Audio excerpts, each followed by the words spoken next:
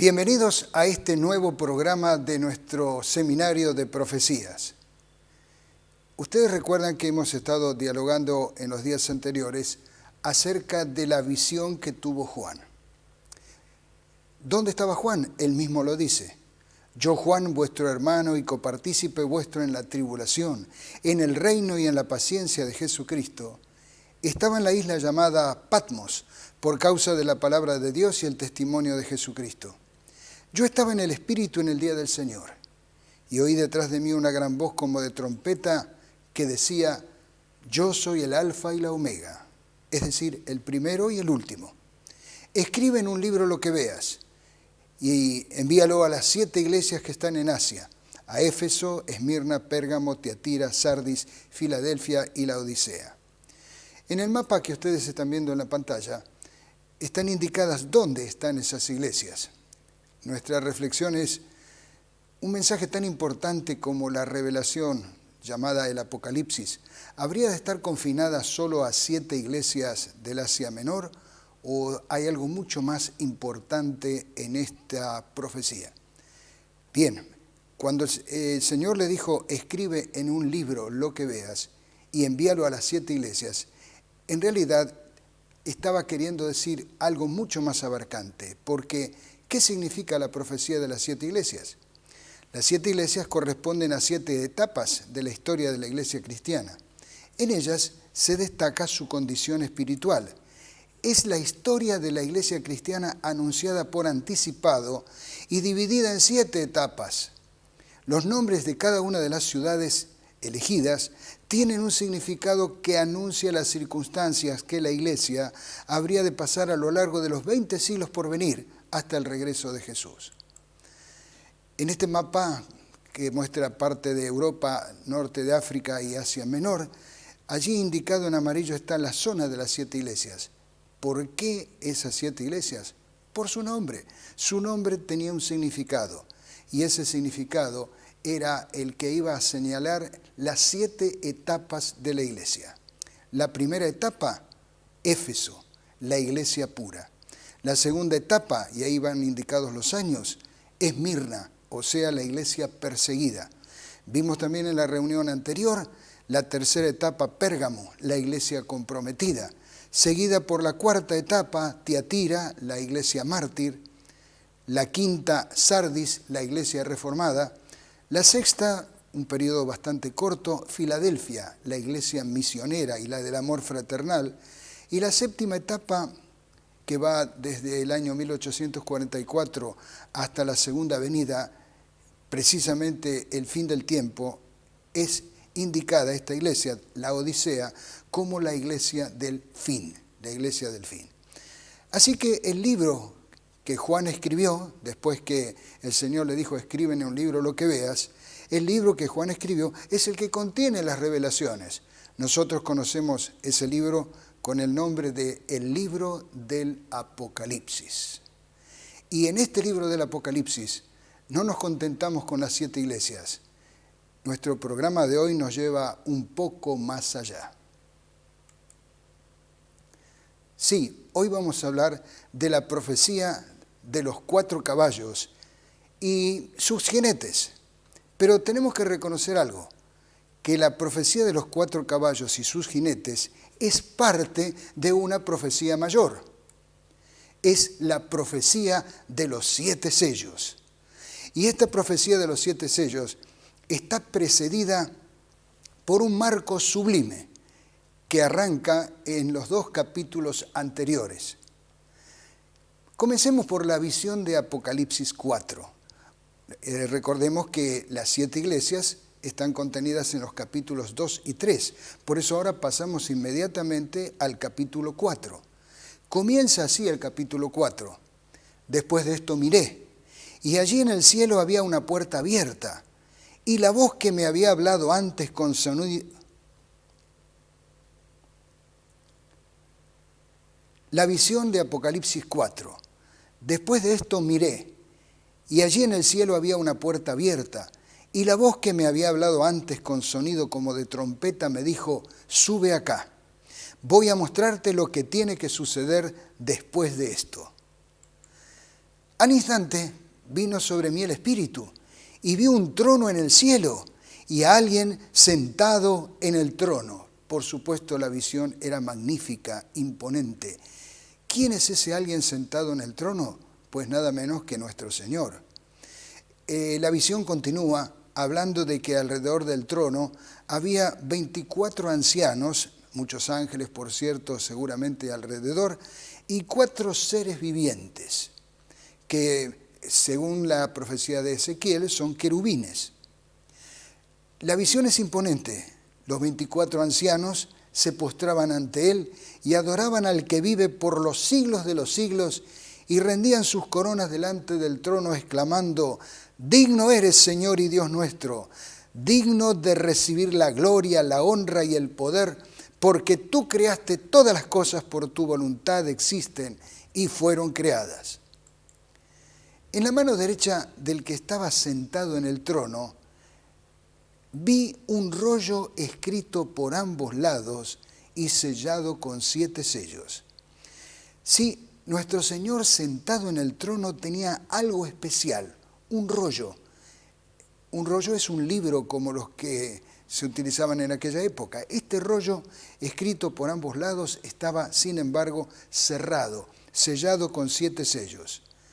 También vi a un ángel poderoso que proclamaba a gran voz: ¿quién es digno de romper los sellos y de abrir el rollo? Pero ni en el cielo, ni en la tierra, ni debajo de la tierra hubo nadie capaz de abrirlo ni de examinar su contenido. Y lloraba yo mucho, porque no se había encontrado a nadie que fuera digno de abrir el rollo ni de examinar su contenido. Uno de los ancianos me dijo: deja de llorar, que ya el león de la tribu de Judá, la raíz de David, ha vencido. Él sí puede abrir el rollo y sus 7 sellos.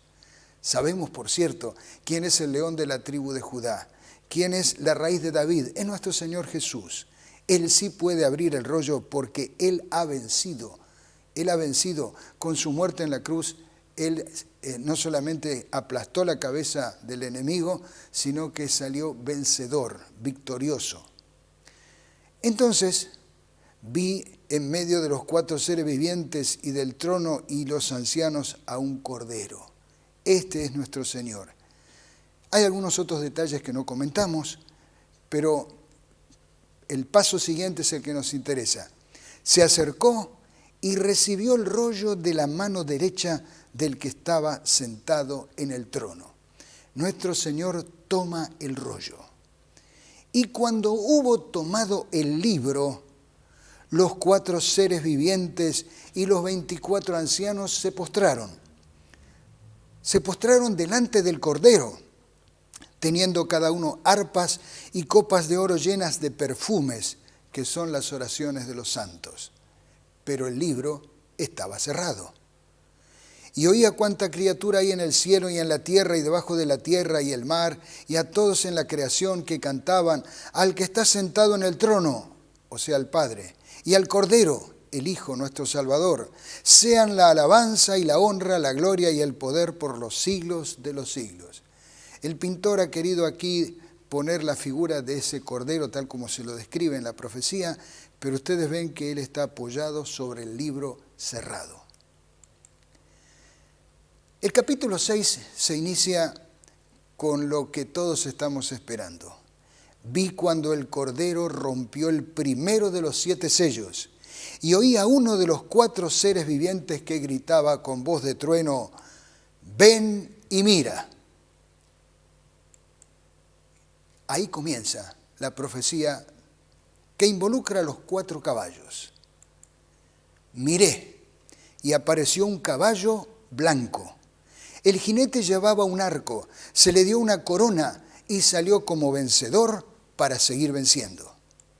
La apertura del primer sello provoca la salida del caballo blanco. Este caballo blanco está en paralelo con la iglesia del primer siglo y con la iglesia número 1 de las 7 iglesias. Es la iglesia pura, la iglesia que entre el año 31 hasta la muerte del último apóstol vivió en la pureza del primer amor, en la pureza apostólica. Era la iglesia que avanzó de victoria en victoria. El Pentecostés produjo una explosión evangelizadora. La iglesia cristiana primitiva, obedeciendo la Gran Comisión, alcanzó en el primer siglo prácticamente al mundo entero con el mensaje de salvación a través de Jesucristo. Ya hemos comentado la historia, por ejemplo, del etíope, aquel que volvía a su tierra leyendo el libro de Isaías. Se acercó Felipe, le enseñó durante el camino, llegaron a un lugar donde había agua, el etíope fue bautizado y se transformó en el primer misionero que expandió hacia el sur el evangelio. También la palabra de Dios nos habla de la conversión del perseguidor Saulo de Tarso, convertido, transformado en el gran apóstol Pablo, el apóstol a los gentiles, el que realizó varias proezas, y no necesariamente solo con su predicación, a veces con el testimonio de paciencia, como cuando fue encerrado en Filipos y aquel carcelero después del terremoto postrándose delante de ellos preguntó: ¿qué tengo que hacer para salvarme? Ellos le dijeron: cree en el Señor Jesucristo y te salvarás tú y tu familia. Las palabras que se han usado a través de los siglos para indicar cuál es el camino de la salvación. Aquel carcelero creyó y junto con su familia fue bautizado. La iglesia, repetimos, avanzó de victoria en victoria, penetrando incluso hasta en el palacio del emperador. La destrucción de Jerusalén en el año 70 forzó a los cristianos a abandonar esa ciudad, con lo que la predicación del Evangelio fue favorecida. En el libro de Colosenses, capítulo 1, versículo 23, el apóstol Pablo dice que el Evangelio estaba siendo predicado prácticamente en todo el mundo conocido. Este mapa muestra la dispersión del cristianismo en esos primeros años. En el color rosado está el lugar donde estaban las mayores congregaciones cristianas de la época. Repetimos, fue una iglesia que salió victoriosa y para vencer, un jinete que poderoso y puro avanzó y avanzó, pero habría de ser seguido por el segundo. Cuando el Cordero rompió el segundo sello, oí al segundo ser viviente que gritaba: ¡ven! En eso salió otro caballo de color rojo encendido. Al jinete se le entregó una gran espada. Se le permitió quitar la paz de la tierra y hacer que sus habitantes se mataran unos a otros. Sí, al abrirse el segundo sello, el caballo aparece con un color que es el color de la sangre. Coincide perfectamente con la iglesia de Esmirna. El nombre de Esmirna, recuerdan ustedes, es mirra, o sea, lo que se utilizaba para preparar a los muertos para la tumba. Esta fue la iglesia perseguida, la de las terribles persecuciones del Imperio Romano sobre ella. Se extiende desde el año 100 hasta el año 313. Dentro de un momento veremos qué ocurrió en el 313. Fue un periodo de las cruentas persecuciones a los cristianos. Torturados, mutilados, masacrados, echados a las fieras o quemados en el circo romano. No respetaban hombres, mujeres o niños. Todos iban para ser quemados o torturados si eran apresados. Tendréis tribulación por 10 días, fue el mensaje dado a la iglesia de Esmirna. Se aplica, por supuesto, a este periodo que es el mismo, el periodo del caballo rojo. Bajo el gobierno de Diocleciano, se produjo la más feroz de las persecuciones contra los cristianos desde el año 303 hasta el 313. Aunque Diocleciano murió en el año 305, las persecuciones continuaron hasta que se firmó el Edicto de Tolerancia de Milán entre Constantino y Licinio en el año 313. Esa es la razón por la cual este caballo, este periodo, abarca hasta el año 313. Unos pocos años más tarde, en el año 325, se llevó a cabo el concilio de Nicea. Se decía que cuando los delegados venían a ese concilio, a ese congreso, muchos venían con miembros mutilados, sin algún ojo, con grandes heridas. Decían que era una procesión de mártires o de mutilados, dando testimonio de cuán feroz había sido esa persecución de Diocleciano. Pero en el 313 vino la paz. Ese periodo fue un periodo difícil, pero ese periodo fue un periodo de victoria también, porque algunos morían y daban testimonio. Aquí estamos viendo la iglesia de los 40 mártires en Bitola, Macedonia. Esta iglesia es una de las que conmemoran el acontecimiento fantástico de los 40 gladiadores de Sebaste en Armenia. La historia es así. 40 soldados que habían confesado abiertamente su condición cristiana fueron condenados por el prefecto a estar expuestos, desnudos, durante la noche sobre una laguna helada cerca de Sebaste. Entre los confesores, de pronto uno cedió y, dejando a sus compañeros, buscó los baños calientes cerca del lago que habían sido preparados para quien quisiera renunciar. Uno de los guardias que vigilaba a los mártires vio en ese momento un brillo sobrenatural sobre ellos. En ese momento se convirtió al cristianismo, se despojó de sus vestiduras, se unió a los otros 39 y de nuevo el número de 40 se mantuvo constante. Al amanecer, los cuerpos rígidos de los soldados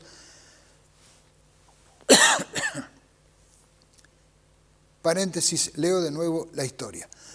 ¿Por qué no la narraste? Es más emotiva cuando vos la narraste el otro día que como lo estás leyendo.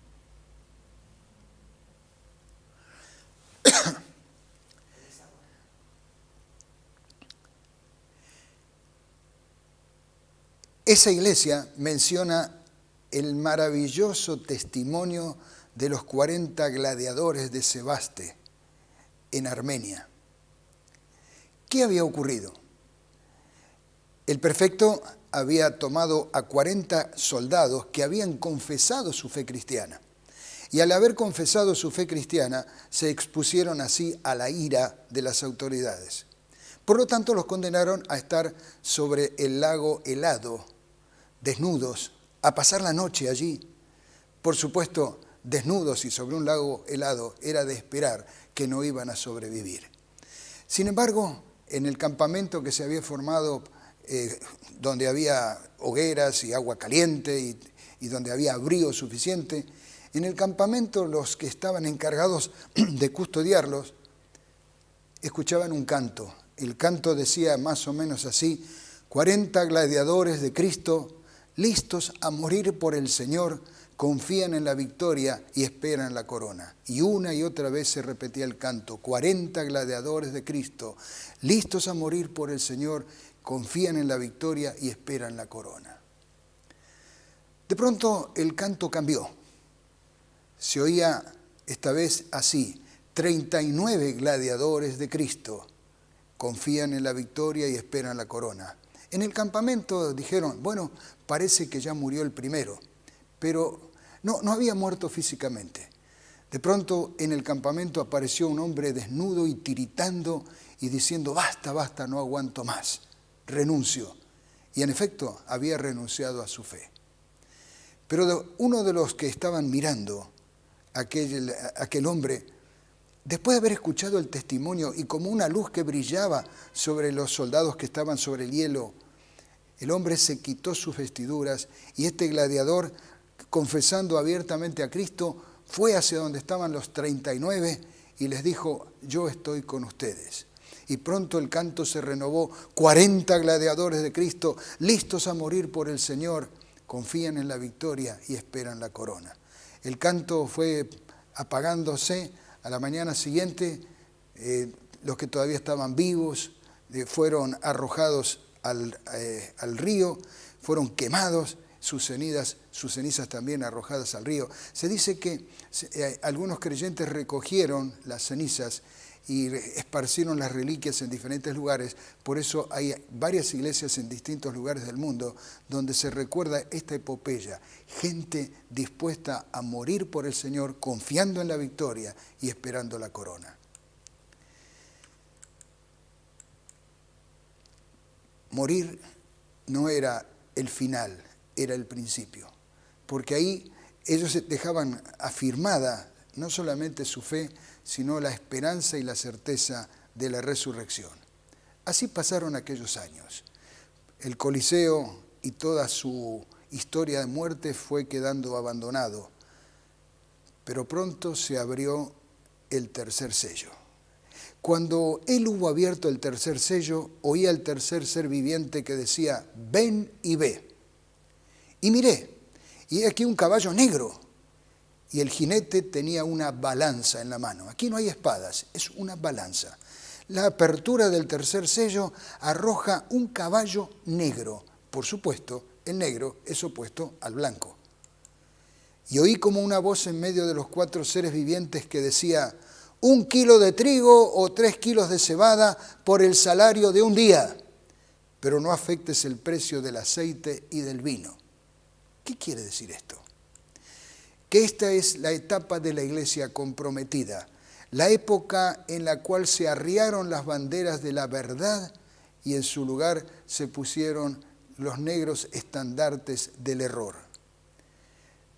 Es interesante que la existencia de distintas corrientes de pensamiento e interpretación de la doctrina cristiana fue cosa habitual durante los primeros siglos de existencia de la Iglesia. Pero en el Concilio de Nicea, en el año 325, quedó fijada la ortodoxia cristiana, las reglas, convertida en religión oficial del imperio por el Edicto de Tesalónica en el año 380. A partir de entonces, la Iglesia, con el brazo secular como medio ejecutor, habría de mantener una lucha continua contra la heterodoxia, o sea, el pensar diferente. Fue adquiriendo mayor fuerza y eficacia conforme aumentaba el poder del papado y su influencia en los territorios cristianos. Así como el color blanco del primer caballo representaba la pureza de la iglesia cristiana primitiva, el negro de este caballo representa la impureza de la misma en este periodo. Fue una transición hacia una era de apostasía. El blanco pasó por el gris y se hizo negro.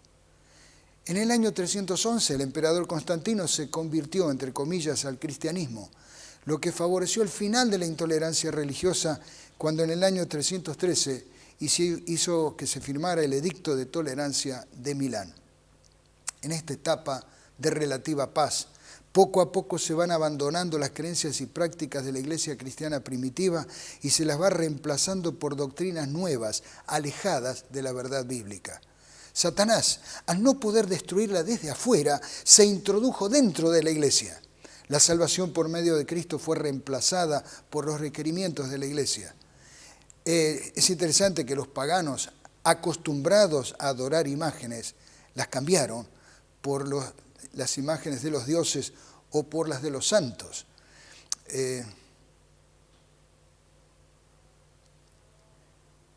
Es interesante que los paganos, acostumbrados a adorar imágenes, cambiaron las imágenes de los dioses por las imágenes de los santos. Muchas veces eran las mismas imágenes a las cuales se les ponía un nombre nuevo. Y lo mismo hicieron con las imágenes de las diosas, que fueron ahora transformadas en las imágenes de la Virgen. Y hubo una cosa todavía más dramática en esta época en la cual el emperador, por así decir, inauguró este periodo de 200 años del caballo negro. Fue el decreto que decía en el venerable día del sol que todos los magistrados y el pueblo en las ciudades descansen y que todos los talleres estén cerrados. Este edicto fue del año 321, refrendado en el Concilio de Nicea, de solamente 4 años más tarde, marcó que el día del sol, el venerable día del sol, o sea, el domingo, se transformara en el día de culto, de adoración de los cristianos por una imposición que, por supuesto, estaba en contra de lo que dice la palabra de Dios. Pasemos al cuarto sello. Después que él abrió el cuarto sello, oí la voz del cuarto ser viviente que decía, ven y ve. Y miré, y he aquí un caballo amarillo, y el que estaba sentado sobre él tenía por nombre Muerte. Y el infierno le seguía, y le fue dada potestad sobre la 4ª parte de la tierra para matar con espada, con hambre, con mortandad y con las bestias de la tierra. El caballo amarillo. Se abre el libro y sale el caballo con el color de la muerte, que tenía por nombre Muerte. Es la iglesia mártir. Durante casi 1000 años, desde el año 538 hasta el 1517, coincidiendo con la iglesia de Tiatira, esta iglesia había de sufrir las persecuciones, no ya por parte del Imperio Romano, sino por parte de quien se había sentado en el trono dejado vacante por el emperador. Sí, el Coliseo había sido dejado de lado, no como lugar de tortura. El emperador Justiniano, desde Constantinopla, deja libre el trono de Roma para que el obispo romano sea sentador de doctrinas y perseguidor de los herejes. Estamos viviendo los tiempos de la iglesia medieval, 1000 años, en los cuales, como muchos han dicho, el apogeo de la iglesia fue la oscuridad del mundo. Pero, ¿qué hacer con los disidentes? Pues estos iban a ser tratados de una manera poco cristiana, poco amigable. Se fundó la Inquisición. La Inquisición medieval se fundó en 1184, en la zona de Languedoc, en el sur de Francia. Fue fundada para combatir la supuesta herejía de los cátaros o albigenses, un grupo que pretendía mantener la pureza de la iglesia. En 1249 avanzó y se implantó también en el reino de Aragón, que fue la primera Inquisición estatal. Y en la Edad Moderna, con la unión de Aragón con Castilla, se extendió a esta con el nombre de Inquisición Española, porque abarcaba, por cierto, todo el país. Bajo control directo de la monarquía hispánica, inevitablemente se extendió después a las colonias en América. En Portugal y en Roma también estuvo muy activa. La Inquisición no solamente perseguía herejes, se aplicó también contra católicos, contra reformadores radicales como los anabaptistas y contra supuestos practicantes de brujería. La Inquisición realmente impedía pensar. Un par de ejemplos. Hablemos de un hombre que nació con el nombre de Filippo Bruno en el año 1548 en el pueblo. La Inquisición prohibía pensar. Hablemos de un hombre que fue un ejemplo de los abusos de la Inquisición. Está en que impedía a la gente pensar diferente a lo que la iglesia sostenía. Alguien que nació con el nombre de Filippo Bruno en el año 1548 en el pueblo de Nola, próximo al Vesubio, fue un fraile dominico italiano, filósofo, matemático y astrónomo. Años más tarde se lo conocería con el nombre de Giordano Bruno, nombre bajo el cual presentó sus teorías en cosmología acerca del modelo de Copérnico, ese modelo que decía que la Tierra era el centro del universo. La concepción del Sol como una estrella y la existencia de infinitas cantidades de otros planetas en el universo en el que habitaban seres inteligentes eran cosas que evidentemente la Iglesia no podía soportar. Así que, como no lo podía soportar, ¿qué pasó con este hombre? Sus afirmaciones en teología y filosofía, así como sus obras poéticas, le valieron la condena a muerte por parte de las autoridades de Roma y la Inquisición romana, que dictaminaron castigarlo y lo enviaron a la hoguera por herejía en el año 1600. Otro conocido personaje fue Miguel de Villanueva, conocido entre otros nombres con el de Miguel Servet. Fue un teólogo y un polifacético científico español. Nació en 1511 y vivió para el estudio de ramas de la ciencia como las matemáticas, la astronomía, meteorología, geografía, anatomía y farmacología.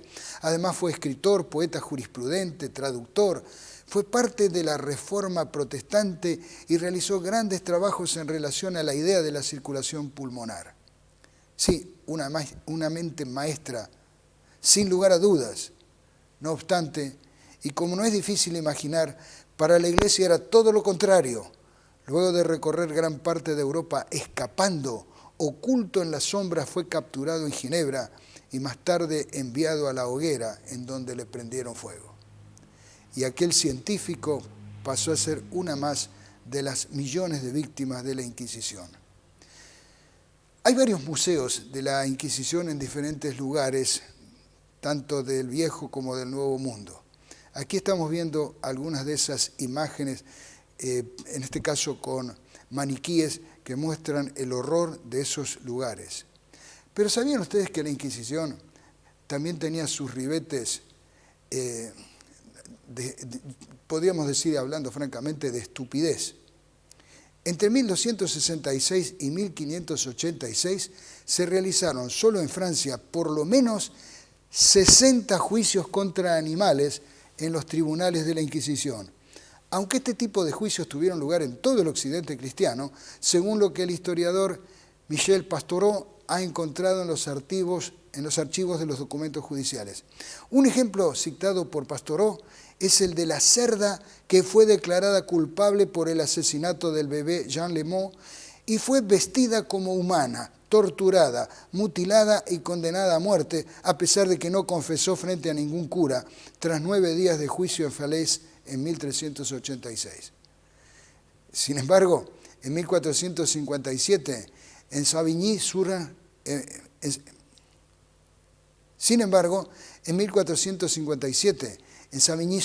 en Borgoña, el tribunal logró bajo tortura la confesión de otra cerda que había asesinado a otro pequeño de 5 años. En otro caso la condena fue más fuerte porque el cerdo cometió su crimen un viernes de vigilia, pecado mayor. Los juicios contra animales incluían, al igual que los de las brujas, exposición, acarreo, vejaciones, torturas para el castigo ejemplarizante y la humillación pública, y finalmente la destrucción del cadáver mediante el fuego, según los dictámenes de la Santa Iglesia. Amigos, esto que parece irrisorio es solamente para mitigar un poco la terrible verdad de que millones de seres humanos padecieron con los más crueles instrumentos de tortura, padecieron anhelando, como escribió una escritora con un libro fantástico llamado El Gran Conflicto, diciendo que esta gente suspiraba por la muerte como el descanso más anhelado de su alma, pero por supuesto, para ellos también estaba reservada, como para los 40 mártires de Sebaste, la victoria y la corona. Fue una época dura, una época que duró 1 milenio, pero para esta época se abre el 5.º sello.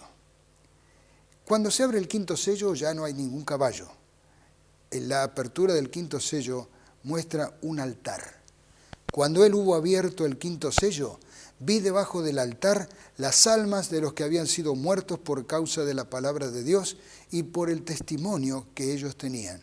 Y clamaban a alta voz diciendo: ¿hasta cuándo, Señor santo y verdadero, no juzgas y vengas nuestra sangre de los que moran en la tierra? ¿Qué es este clamor? Este sello representa a los mártires que murieron en este 5.º período por causa de su fe, pero también por extensión a todos los mártires de la Iglesia cristiana. Este sello es el clamor de los santos del Señor que piden justicia y que la tendrán, claro que la tendrán. La apertura del 6.º sello ocurre con algo diferente, pero a la vez impactante. Y miré, cuando él abrió el 6.º sello, y he aquí fue hecho un gran terremoto, y el sol se puso negro como un saco de silicio, y la luna fue hecha toda como sangre, y las estrellas del cielo cayeron sobre la tierra, como la higuera echa sus higos cuando es movida de gran viento. 4 cosas ocurren aquí. La primera de ellas, un gran terremoto. Se refiere al terremoto de Lisboa del año 1755. Ese terremoto, según las crónicas, destruyó la ciudad. El terremoto de Lisboa tuvo lugar entre las 9:30 y las 9:40 del 1 de noviembre de 1755 y se caracterizó por su gran duración. Pueden ustedes imaginar lo que significaría 10 minutos de la tierra temblando.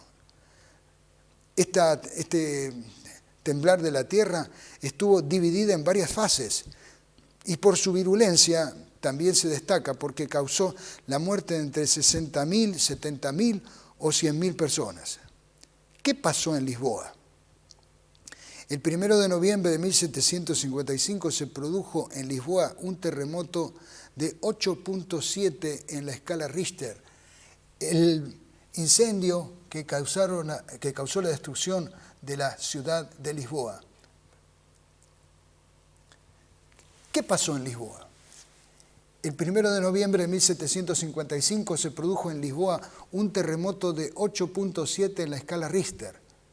El sismo fue seguido por un maremoto y un incendio que causaron la destrucción total de la ciudad de Lisboa. Se estima que el número de fallecidos en esta catástrofe oscila entre 70.000 y 100.000. El epicentro del terremoto se localizó en un punto desconocido del Océano Atlántico, a menos de 300 kilómetros de la costa. Ese terremoto, conforme al dibujo que vemos allí, perdón, ¿qué pasó? No. Acá tenemos una repetición de cosas. ¿Está grabando? Lo corto. Está bien. El primer gran acontecimiento de estos 4 fue el terremoto de Lisboa, producido en el año 1755 y destruyendo la ciudad, tal como lo consignan las siguientes crónicas. Tuvo lugar entre las 9:30 y las 9:40 del 1 de noviembre de 1755 y se caracterizó por su gran duración dividida en varias fases y por su tremenda virulencia. ¿Qué fue lo que pasó en Lisboa? El 1 de noviembre de 1755 se produjo en Lisboa un terremoto de 8.7 en la escala de Richter. El seísmo fue seguido por un maremoto y un incendio que causaron la destrucción total de la ciudad de Lisboa. Se estima que el número de fallecidos en esta catástrofe oscila entre 70.000 y 100.000. El epicentro del terremoto se localizó en un punto desconocido del Océano Atlántico, a menos de 300 kilómetros de la costa. Y según el mapa que ustedes pueden ver en la pantalla, abarcó prácticamente todo el mundo conocido, todo el mundo desarrollado de esa época y América. Una América que recién estaba siendo poblada. El segundo acontecimiento es el Día Oscuro.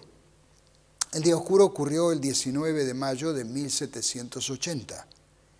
Aquí también tenemos crónicas de la época. ¿Qué fue lo que pasó? El Día Oscuro en Nueva Inglaterra se refiere a un evento sobrenatural que sucedió el 19 de mayo de 1780, en el que se observó un inusual oscurecimiento del cielo a pleno mediodía en la región de Nueva Inglaterra que abarca lo que está al norte de Nueva York, se extiende hasta parte del Canadá también. Los libros hablan de animales que se dirigían a sus cuadras de manera tranquila. La oscuridad fue tanta que se necesitó usar velas desde el mediodía hasta la noche y no se dispersó hasta la medianoche siguiente. En el diccionario Webster de la edición de 1869, cuando uno busca allí en la entrada llamada El Día Oscuro, dice así: el 19 de mayo de 1780, la notable oscuridad de ese día se extendió por toda Nueva Inglaterra. En algunos lugares las personas no podían leer a la luz del día por varias horas. Los pájaros cantaron su canto vespertino, desaparecieron y quedaron en silencio. Las aves de corral fueron al gallinero, el ganado buscó el establo y las velas se encendieron en las casas. La verdadera causa de este fenómeno notable es desconocida. Narrado en un diccionario unos pocos años más tarde después del incidente. Esa noche, la luna se volvió como sangre, también sin ninguna razón aparente, y marcando la tercera de las señales. La última era la gran caída de estrellas. Una enorme lluvia de estrellas fugaces. Se habla de que esta era tan notable que aquí, a diferencia del suceso anterior, era posible leer la página de un periódico a la luz de las estrellas que por miles y miles cayeron. ¿En dónde? Cayeron en un lugar donde las profecías estaban siendo estudiadas. Cayeron en un lugar donde iba a apreciarse el fenómeno. No cayó en todo el mundo, cayó en el lugar donde el Espíritu Santo había preparado el corazón para la recepción del mensaje. ¿Qué fue eso? Fue nada menos que la inauguración del tiempo del fin. Así, con estos 4 sucesos astronómicos que llamaron poderosamente la atención, se inauguró el tiempo del fin. ¿Qué queremos decir con esto? Que no solamente coincidía con la última etapa de la iglesia, la Odisea, sino que coincidía con una cantidad de señales: hambres, pestes, terremotos, guerras mundiales, inmoralidad, luchas por el poder. Habrían de ser señales anunciadas ya por Jesús o por otros apóstoles. También todo lo que fue señalado se está cumpliendo.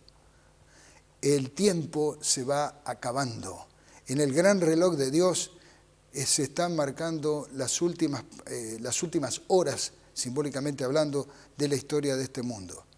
Y así como en Pompeya había ciertas señales de que en algún momento el Vesubio iba a erupcionar y la gente no prestó atención a esas señales, pues de haber escapado o de haberle prestado atención podía haber escapado antes.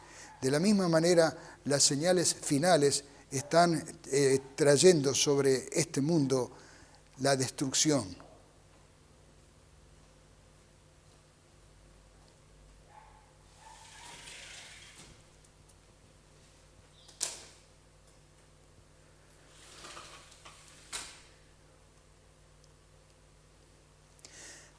De la misma manera que con la destrucción de Pompeya, las profecías indican que este mundo no habrá de recibir la lluvia de piedras y piedrapomes de un volcán, sino que algo terrible ocurrirá sobre el planeta cuando incluso las estrellas, probablemente en cantidades tremendas, meteoritos, caigan sobre este planeta y acompañen la destrucción del fin de este planeta y de todas las cosas que están en él.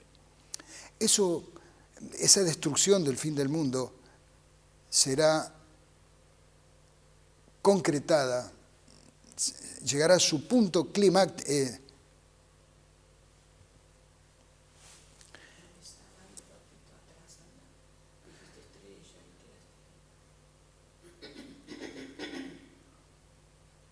Y esto, naturalmente, tiene un final feliz.